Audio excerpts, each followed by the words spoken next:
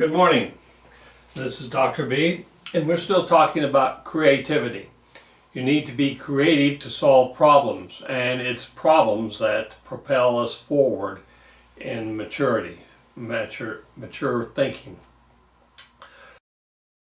Let's talk about something that you've probably seen a lot of times. People that can't admit they were wrong, that they made a mistake, are stopping their creativity. It's not my fault, they say. It's what? Well, perhaps you've watched a football game and you disagree with the call, and your team eventually loses. It's not the team's fault, it's the referee's fault. That was a bad call. They were against us the whole time. What are you going to do about it? Nothing. But let's listen to a coach. Perhaps you've heard a coach say, well, we got one play stands out to me in the second quarter in which they threw a screen pass and we missed a tackle and they took it in for a touchdown and we lost by 3 points. That's the coach you want, because he looked at the game, he has an idea of one of several plays that he can improve on, how they play a screen play, etc., etc.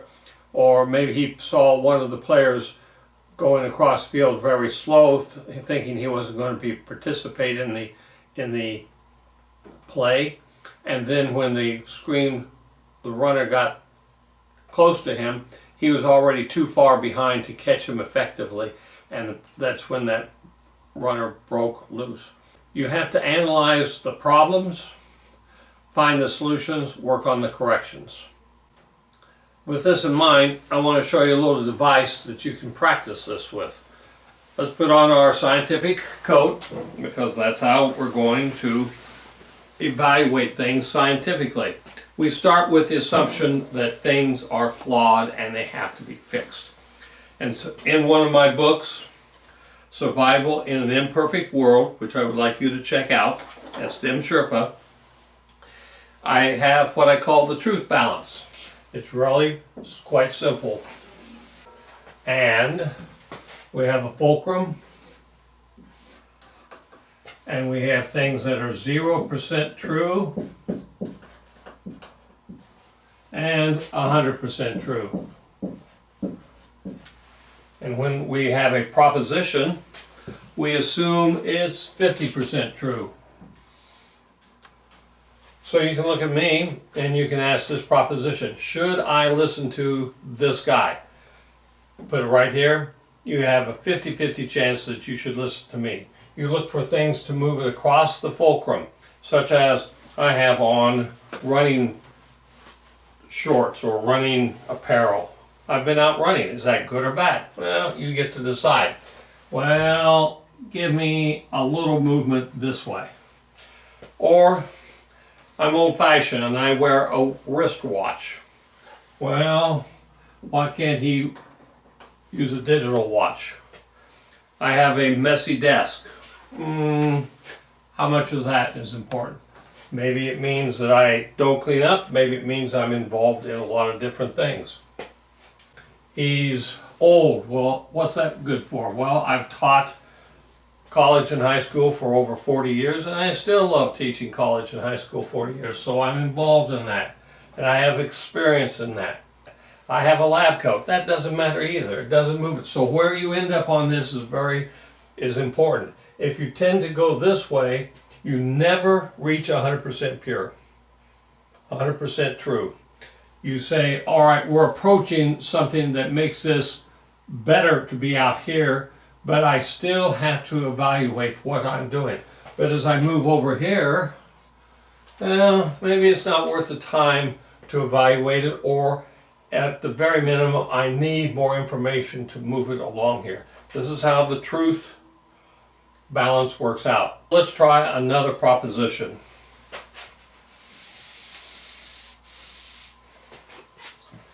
I read in 1 Samuel 8 that kings can be bad because they tax you, they take your lands, they have a standing army, they gather riches for themselves, and you have to tax them.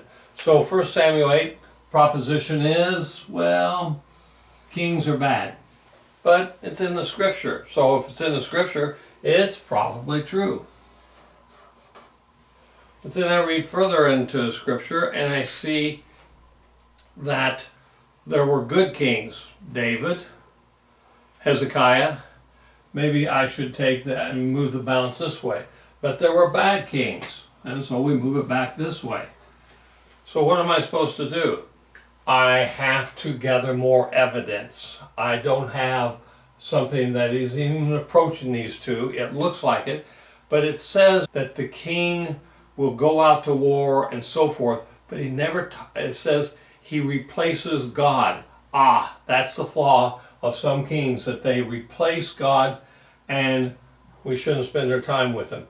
But there are other kings, such as Hezekiah and David, who were good stewards of what God had given to them. There were other judges that were good judges in the book of Judges.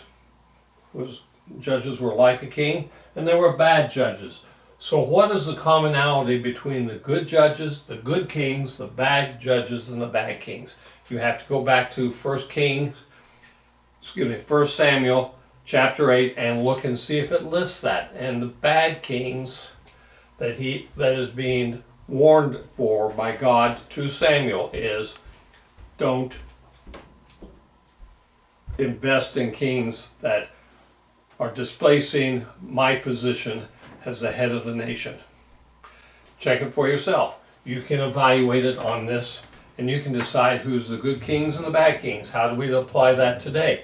We look at presidents in the United States and we put them on this one. Should I trust them 100%? No. Should I trust them 0%? No, but they do approach that. You can come up with your own decision about the individual kings and the individual governments. And as the government and the king goes towards 0%, you have to ask yourself, well, where am I supposed to put my trust? And again, that answer is in Scripture. The truth balance starts off with the proposition that nothing is absolutely worthless and nothing is absolutely true, but we get to move this way. And yes, I tend to move Scripture this way, but it still takes interpretation. One of the things about problems is they force us to look for more evidence. If I get to a place where I don't see a problem, I stop looking. I have suggested, you might want to go look at Tim Sherpa, Survival in an Imperfect World, because it's always imperfect, but that's okay. That's how you grow. And Think Like Einstein. Again, thank you for watching.